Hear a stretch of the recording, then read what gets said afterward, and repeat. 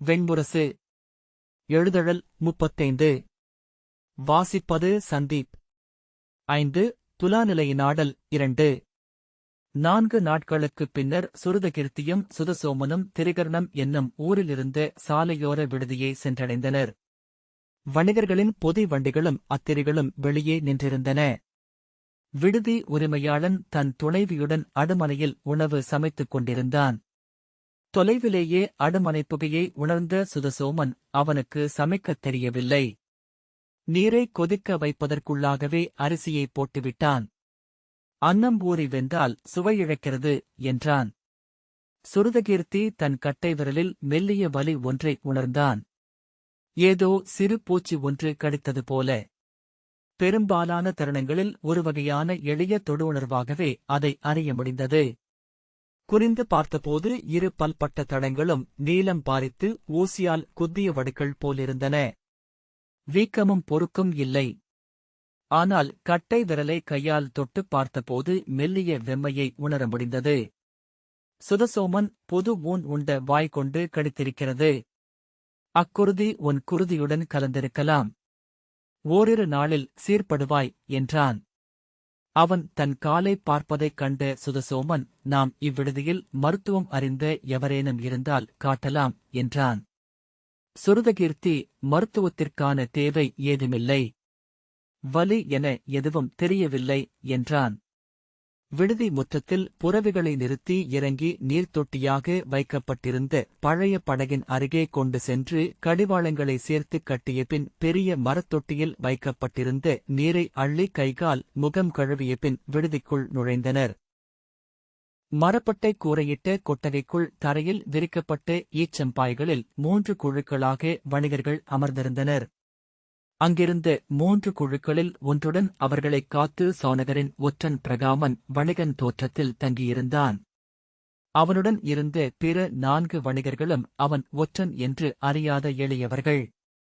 மற்ற 2 குழுக்களும் தரையில் களம் வரைந்து ஆடுபுலியாட்டம் ஆடிக்கொண்டிருந்தன. ஒரு குழு உரக்க சொல்லாடிக் கொண்டு, வை என்றும் உன் முறை என்றும் இந்த முறை பார்ப்போம் என்றும் அரைகூவிக் கொண்டு விளையாட, பிறிதொரு குழு ஆழ்ந்த அமைதியுடன் களத்தில் அமைந்த கருக்களை வெறித்துக் கொண்டு கனவிலென கை நீட்டி காய் நகர்த்திக் கொண்டிருந்தது. ஒற்றனின் வணிகக் குழுவில் 2 மல்லாந்து படுத்து ஒருவரோடொருவர் பேசிக் கொண்டிருந்தனர். ஒருவர் தோல் மூட்டையை பிரித்து அதிலிருந்த பொருட்களை வெளியே எடுத்து அடுக்கிக் கொண்டிருந்தார். இன்னொருவர் அதை வெறுமனே நோக்கிக் கொண்டிருந்தார். ஒற்றன் சுருதகீர்த்தியை பார்த்து, வணங்குகிறேன் க்ஷத்திரியர்களே. தாங்கள் நெடுந்தொலைவு செல்கிறீர்கள் போலும் என்றான். வாரணவதம் செல்கிறோம். அங்கு படகுப்பணி ஒன்று உள்ளது என்று சுருதகீர்த்தி சொன்னான். அந்த மந்தளச் சொல்லை புரிந்து கொண்டு ஒற்றன், கங்கைக்கரை விரைவு படகுகள் இந்த கோடையில் விலையிறங்கக்கூடும் என்றான். சுருதகீர்த்தி அம்மறுமொழியைப் பெற்று தலையசைத்தான். பொருட்களை அடுக்கியவர் தலை நிமிர்ந்து நோக்கி மீண்டும் பணியை தொடர வேடிக்கை பார்த்தவர் கொட்டாவியுடன் படுத்துக் கொண்டார். விடுதிக்காவலன் வந்து தலைவணங்கி, இருவருக்கும் உணவு அளிக்கலாம் அல்லவா என்றான். சுருதகீர்த்தி, ஆம், 2 உண்ணப் போகிறோம். ஆனால் இவருக்கு 12 உணவு தேவைப்படும் என்றான். திடுக்கிட்டு அவனை பார்த்த விடுதிக்காவலன், 3 உணவு என்று நான் கணக்கிட்டேன் என்றான். இதுவரை அவரை பார்த்து இடப்பட்ட அத்தனை கணக்குகளும் பொய்யாகியே உள்ளன என்றான் சுருதகீர்த்தி. விடுதிக்காவலன், நன்று. நன்கு உணவு உண்ணுபவர்களைப் போல அடுமனையாளனுக்கு உகந்தவர் வேறில்லை. பேரிடலரே, தங்களுக்கு அன்னமும் ஊனும் பருப்புக் கறியும் போதுமல்லவா என்றான். எனக்கு உணவில் வேறுபாடில்லை. சுவை விரும்புவேன். சுவையற்றதையும் அதே அளவு விரும்பி உண்பேன் என்றான் சுதசோமன். புன்னகையுடன் தலை வணங்கி விடுதிக்காவலன் சென்றான். சுதசோமன், நானும் வந்து அடுமனையில் உதவுகிறேன் என அவனுடன் செல்ல ஒற்றன் எழுந்து வெளியே சென்று விடுதியின் திண்ணையில் நின்றான். சுருதகீர்த்தி அவனுடன் சென்று அருகே நின்று, மழை வரக்கூடுமோ என்றான். ஓரிரு நாட்களில் விழலாம். தென்மேற்கில் முகில்கள் வெம்மை கொண்டுள்ளன என்று ஒற்றன் சொன்னான். எங்கிருக்கிறார் என்று சுருதகீர்த்தி கேட்டான்.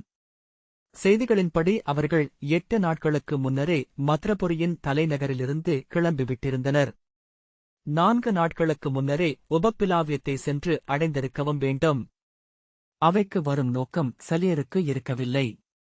அவை முடிந்து இளைய யாதவர் கிளம்பிச் சென்றபின் வந்தால் நன்று என்று எண்ணுவதாகக் கூட தோன்றியது. ஆனால் எண்ணியிராத பிறிதொன்று நிகழ்ந்தது.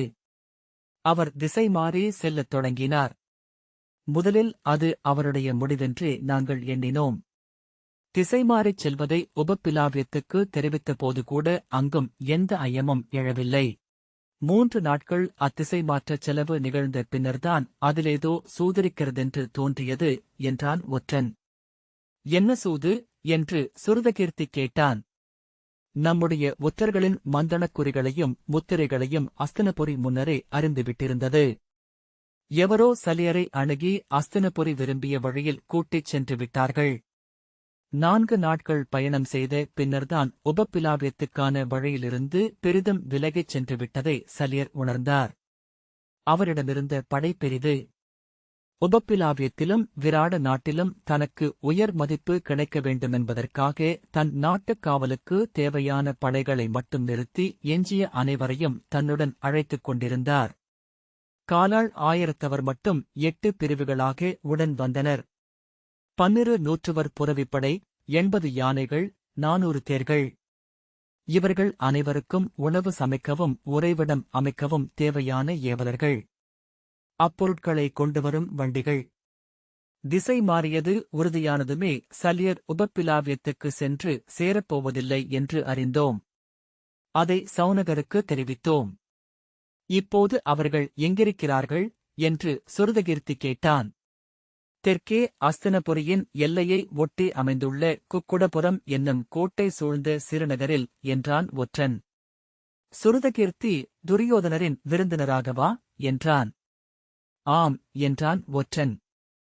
படையுடன் அவர் எல்லைக்குள் நுழைந்துவிட்டதை உணர்ந்தபின் சலியருக்கு வேறு வழியில்லை. அங்கிருந்து மீண்டும் அவர் உபப்பிலாவியத்துக்கு கிளம்ப வேண்டுமென்றால் துரியோதனர் ஒப்புதல் அளிக்க வேண்டும். அஸ்தினபுரியின் பெரும்படை இப்போது மதுர நாட்டின் படையை சூழ்ந்துள்ளது. பிறிதொரு நாட்டின் எல்லைக்குள் நுழைவதைக் கூடவா அறியாதிருந்தார்? சுருதகீர்த்தி சலிப்புடன் கேட்டான். ஒற்றன் புன்னகைத்து, மதுரர்களும் சௌவீரர்களும் பாலகர்களும் மலை நாட்டினர். அங்கு அவர்களின் பாதைகளும் எல்லைகளும் முற்றிலும் வேறுபட்டவை. எவருக்கும் உரித்தல்லாத நிலங்களே அங்கு மிகுதி. தாழ்நிலத்தில் அத்தனை நிலமும் எவருக்கோ உரியது என்பதை எத்தனை எடுத்துச் சொன்னாலும் அவர்களால் புரிந்து கொள்ள முடியாது.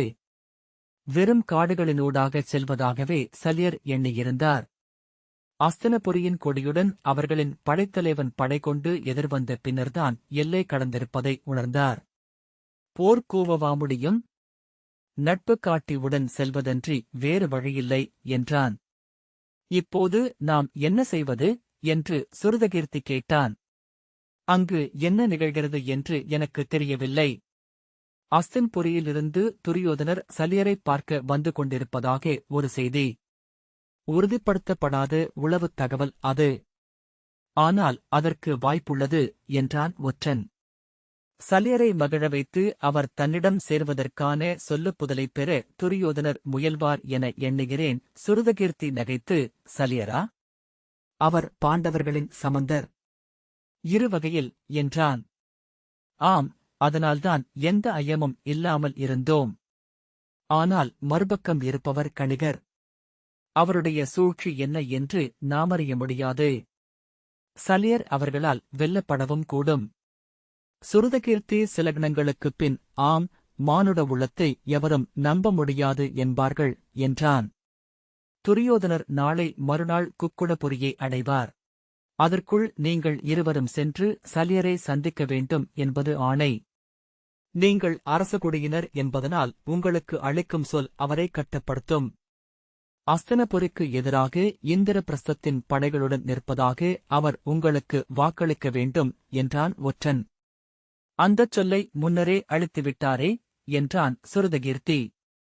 இல்லை, சௌனகரிடம் அவர் வரவிருப்பதாக மட்டுமே சொன்னார்.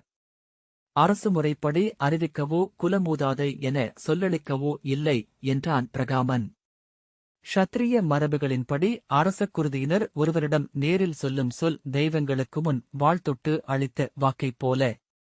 ஆகவேதான் உங்கள் இருவரையும் இளைய யாதவர் அனுப்பியிருக்கிறார், பிரகாமன் சொன்னான். சுருதகீர்த்தி மலைப்புடன், நாங்களா இதை செய்ய வேண்டும்? நாங்கள் இதுவரை எந்த அரச நடவடிக்கைகளிலும் ஈடுபட்டதில்லை. இச்சூழ்ச்சிகள் ஒவ்வொன்றுமே புதிதாக உள்ளன. இத்தனை பெரிய பொறுப்பை எப்படி நாங்கள் ஏற்க முடியும் என்றான். எவரேனும் இதை செய்ய முடியுமென்றால் அது நீங்கள்தான். நீங்கள் வருவதற்குள் சல்யர் அஸ்தினபுரியின் எல்லையை கடந்து சென்றிருப்பார் என்று இளைய யாதவர் உய்த்தறிந்திருப்பார்.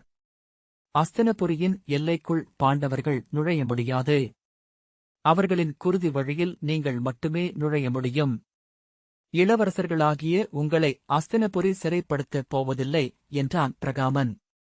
சுருதகீர்த்தி அவ்வாறனில் கூட சதாநேகனையும் சுருதவர்மனையும் அல்லவா அனுப்பியிருக்க வேண்டும். நகுலசகதேவரின் சிற்றுருக்கள் அவர்கள். எளிதில் அவரிடமிருந்து சொல் பெற முடியும் என்றான். அதை நான் அறியேன். எண்ணி நோக்குகையில் எனக்கும் அது புரிபடாததாகவே உள்ளது. ஆனால் அவர் உள்ளத்தை நாம் சென்றடைய முடியாது என்ற பிரகாமன், இன்று ஓய்வெடுங்கள். நாளை புலரியில் கிளம்பி இருட்டுவதற்குள் குக்குடபுரியை அடையலாம். வென்று மீள்க என்றான். சுருதகீர்த்தி, ஆம், இறையருள் கூட வேண்டும் என்றான். அஸ்தினபுரி நாட்டின் எல்லையை சுருதகீர்த்தியும் சுதசோமனும் சென்றடையும் போது அங்கே சிவக்கத் தொடங்கியிருந்தது. அவர்களின் வருகையை தொலைவிலேயே முதற்காவல் மாடத்தின் உச்சியிலிருந்து நோக்கு வீரன் பார்த்துவிட்டிருந்தான்.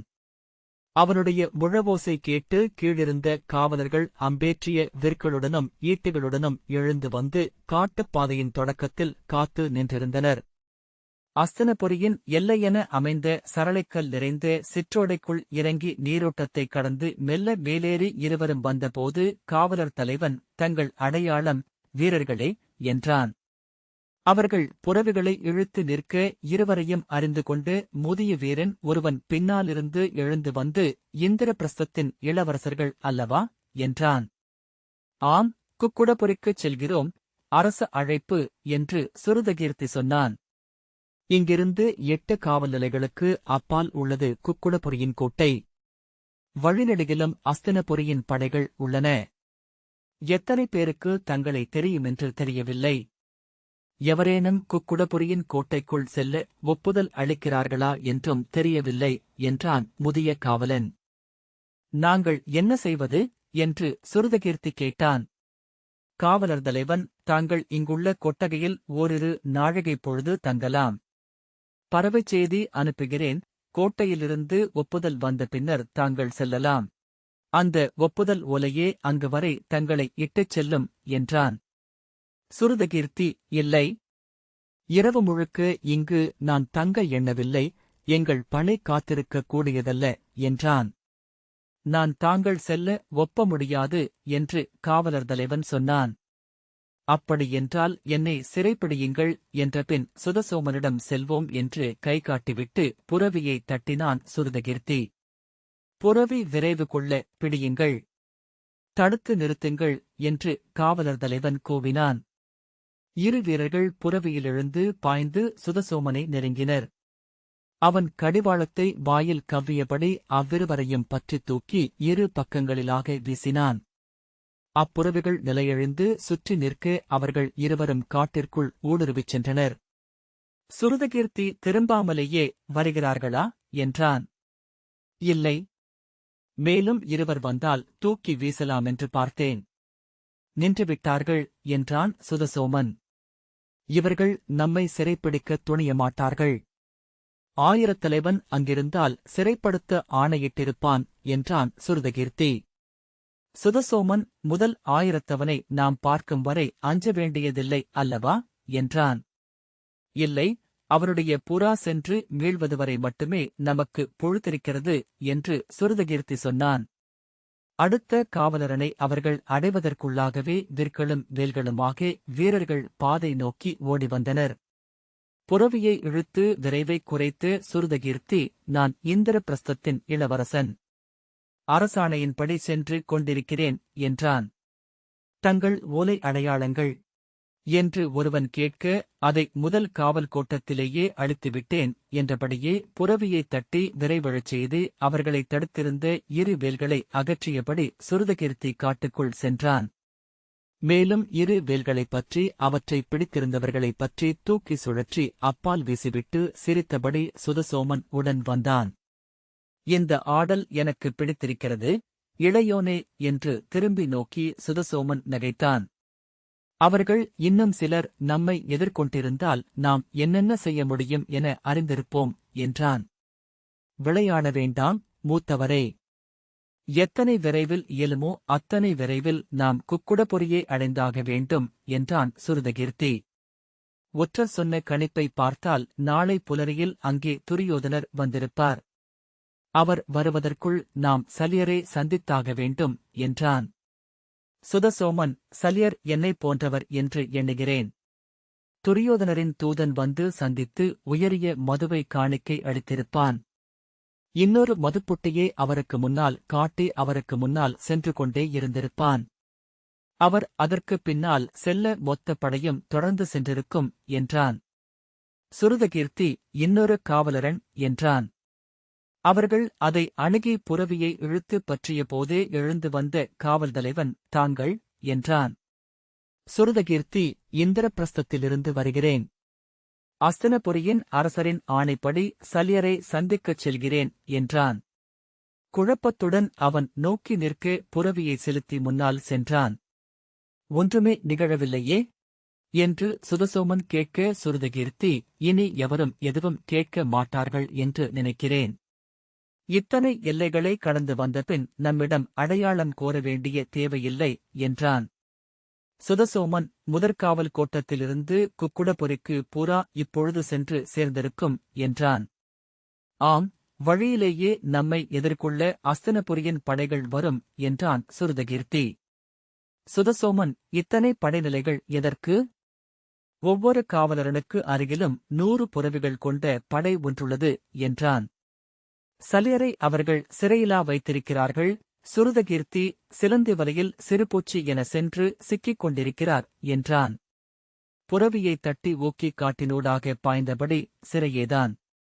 இப்போது அவர் விடுபட முயலவில்லை.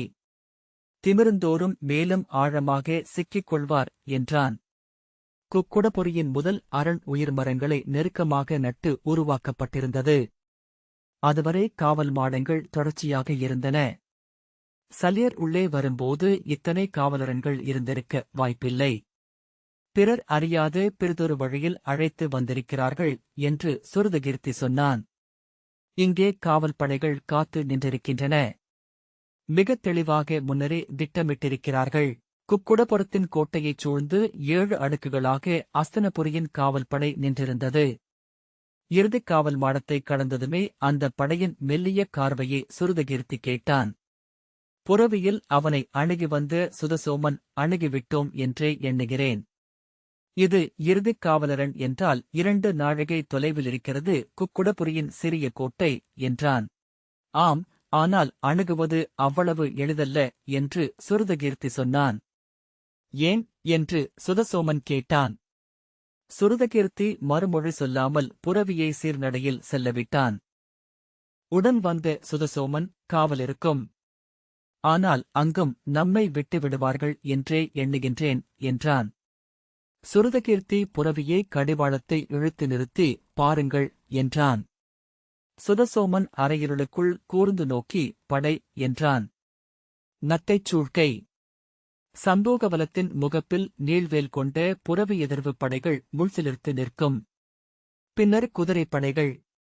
இறுதியாக கோட்டையை ஒட்டி வில்லவர் படைகள். 7 அடுக்குகளில் இறுதியிலுள்ளவை 3 நத்தையின் ஓடு. படைகள் உள்ளே பதுங்கிக் கொள்ள முடியும் என்றான் சுருதகீர்த்தி. எனக்கு அத்தனை தெளிவாக தெரியவில்லை என்று சுதசோமன் சொன்னான். சற்று நேரத்தில் விண்ணில் நிலவிழுந்து விழி தெளியும் என்று சுருதகீர்த்தி சொன்னான். எந்த வாய்ப்புக்கும் இடம் வைக்கவில்லை அஸ்தினபுரியின் அரசர். இதன் அளவை பார்த்தால் இப்படைகள் அஸ்தின்புரியிலிருந்து நெடுநாட்களுக்கு முன்னரே கிளம்பியிருக்க வேண்டும். 2 அணிகளாக எல்லையை ஒட்டி வந்து கொண்டிருந்திருக்கும். சலியரின் படை உள்ளே நுழைந்ததும் நண்டு கொடுக்கென இரு படைகளும் இணைந்து அவர்களை உள்ளே சிறை கொண்டுவிட்டனர் என்றான். இத்தனை பெரும்படை எதற்கு? இங்கென்ன படையெழுச்சியா நிகழ்கிறது? என்று சுதசோமன் கேட்டான். அஸ்தினபுரியின் எல்லைக்குள் சலியர் கொண்டு செல்லப்பட்டுவிட்டார் என்று அறிந்து நாம் ஒரு துணைப்படையை அழைத்துக் கொண்டு சலியரை வணங்கும் பொருட்டு செல்வது போல அஸ்தினபுரியின் எல்லையை கடந்து வந்து அவரை சந்தித்து மீட்டுவிட முடியும் என்றான் சுருதகீர்த்தி. அதெப்படி? என்று சுதசோமன் கேட்டான். இளைய யாதவரைப் போல தன் எல்லைகளை மீறிக்கொண்டே இருப்பவர் அதை இயற்றக்கூடும். அதையும் உணர்ந்து அதற்கப்பால் செல்லும் ஒரு திட்டத்தை வகுத்திருக்கிறார்கள். ஆகவேதான் இத்தனை பெரிய படை சூழ்க்கை என்றான் சுருதகீர்த்தி. சலியர் சினம் கொண்டு தாக்க மாட்டார் என்று எப்படி எதிர்பார்க்கிறார்கள்? என்றான் சுதசோமன். அவர் முன்பின் நோக்கா சினம் கொண்டவர் என்பார்கள். சுருதகீர்த்தி இது தன்னை சிறை வைக்கும் படையென்று அறியாவண்ணம் குலமூத்தாருக்கு நிகராக வணங்கி வழுத்தி மகிழ்வித்திருப்பார்கள். அஸ்தினபுரியின் அரசகுடியைச் சேர்ந்த எவரோ அங்கு இருக்கிறார்கள். சலியரை மதுரநாட்டில் கண்டு சென்று அழைத்து வந்தவர் வெறும் ஒற்றர் அல்ல, அவரை அத்தனை எளிதில் சலியர் நம்பியிருக்க மாட்டார். இப்படை தன்னை சூழ்ந்திருப்பதை எளிய காவல் பயிற்சி என்று எண்ணியிருப்பார் என்றான். சுதசோமன் அத்தனை எளிய உள்ளம் கொண்டவரா அவர்? என்றான். மூத்தவரே, மலையில் வஞ்சம் குறைவு. ஏனெனில் அவர்கள் மானுடர் வாழாத வெற்று நிலங்களை ஒவ்வொரு நாளும் பார்த்துக் கொண்டிருக்கிறார்கள். இப்புவி பெரிதென்றும் இங்கு நிலத்திற்கென கொள்ளும் பூசல்கள் பொருளற்றவை என்றும் அவர்களால் எப்படியோ உணர முடிகிறது. இங்கு நிகழ்ந்து கொண்டிருக்கும் சூது எவருக்கேனும் முற்றிலும் தெரியாதிருக்கும் என்றால் அது சலியருக்குத்தான் என்று எண்ணுகின்றேன் என்றான் சுருதகீர்த்தி. மத்ரநாடு மலை நாடுகளில் முதன்மையானது என்று எண்ணுவார். அதற்கான அத்தனை சூழ்ச்சிகளும் அவரிடமிருக்கும். பாரத வருஷமென்னும் கனவு அவர் உள்ளத்தில் எழுந்திருக்காது. சுதசோமன் நகைத்து, ஆம், இந்திரபிரஸ்தத்தின் விழவுக்கு அவர் வந்தபோது என்னிடம் உரையாடியிருக்கிறார். பயிலா உள்ளம் கொண்டவர்களின் இரு இயல்புகள் அவரிடமிருப்பதை அன்றே உணர்ந்தேன். தன்னைப் பற்றியும் தன் குலத்தைப் பற்றியும் எப்போதும் பெருமையுடன் பேசிக் கொண்டிருந்தார். பிறர் அதை விரும்புவதில்லை என்பதை அவர் உணரவில்லை. அத்துடன் பிறரிடம் அவர்கள் கூறாத செய்திகளை முகத்திற்கு நேர் கேட்டு தெரிந்து கொள்ள முயன்று கொண்டிருந்தார். அரசர்கள் அவரை அணுகவே அஞ்சி விலகிக் கொண்டிருந்தனர் என்றான். சுருதகீர்த்தி நகைக்க சுதசோமன் மேலும் குரல் எழ மாளவ மன்னரிடம் அவரது இளைய மகளை தூயகுருதி இல்லாத மல்ல நாட்டு மன்னருக்கு ஏன் அளித்தார் என்று கேட்டார். மாளவர் முகம் சிவக்க மறுமொழி கூறாது திரும்பிச் சென்றார்.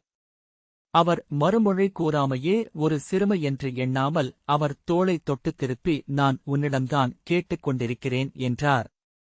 இதை நான் பிறகு பேசுவோம் மூத்தவரே என்று சொல்லி மாளவர் சென்ற பிறகு இதைப்பற்றி விரிவாக சொல்வானென்றே நினைக்கிறேன் என்று அருகே நின்ற கூர்ஜர மன்னரிடம் சொன்னார் என்றான். சுருதகீர்த்தி நகைத்தபடி புரவியை இழுத்து நிறுத்திவிட்டான். சுதசோமன் அன்று கூர்ஜரரும் சைப்பியரும் விழி பரிமாறிக்கொண்டு புன்னகைத்ததைக் கண்டு மிக இனிமையானவன், என் மீது பெருமதிப்பு கொண்டவன், ஒருமுறை என்னிடம் தாங்கள் மட்டும் என் படைத்தலைவனாக அமைவீர்கள் என்றால் பாரத வருஷத்தையே வெல்வேன் என்று சொன்னான். அந்த வாய்ப்பு உனக்கில்லையே என்று சொன்னேன் என்றுரைத்து உரக்க நகைத்தார் என்றான். சுருதகீர்த்தி படைத்தலைவனாக அழைத்தானா மாளவன் என்றான். ஆம், அதை தன் வீரத்திற்கு அளித்த பாராட்டுரை என்று அவையில் சொன்னார். சுருதகீர்த்தி சிரித்தபடி இப்போதும் அதைப் போன்ற உரையாடலில் அங்கு ஈடுபட்டுக் கொண்டிருப்பார் என்றான். அன்று நான் அவருடனேயே இருந்தேன். எண்ணி எண்ணி சிரிக்க பல நிகழ்வுகள். ஒவ்வொரு க்ஷத்திரிய அரசனையும் நோக்கி அவன் குடிப்பெருமையையும் படைவலிமையையும் நேரடியாகவே கேட்டுத் தெரிந்து கொண்டார். அவன் சொன்னதுமே அதை மறுத்து என்னிடம் பேசத் தொடங்கினார் என்றான் சுதசோமன்.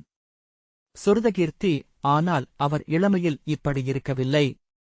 கூர்மையும் நச்சும் கொண்டிருந்தார் என்கிறார்கள். முதுமை கொள்ளும்தோறும் மானுடரில் கேலிக்குரியதாக சில முகம் கொள்கின்றன. அவை எப்போதுமே அவர்களிடம் இருந்து கொண்டிருக்கும். முதுமை அவற்றை முதிரச் செய்கிறது என்றான். மானுடரின் உடலே அப்படித்தான் இளையோனே. முதுமையில் அவர்களின் உடலில் கோணலும் வளைவும் உருவாகின்றன. அவர்களின் முதுமையின் அடையாளமே அவைதான்.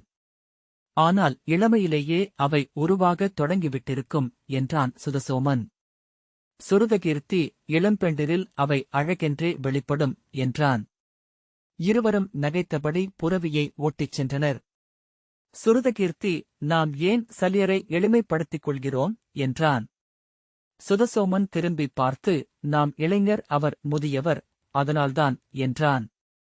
சுருதகீர்த்தி, நாம் அஞ்சுகிறோம் என்றான்.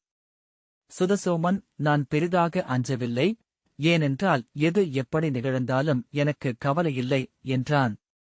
இந்த வாசிப்பை கேட்டதற்கு நன்றி.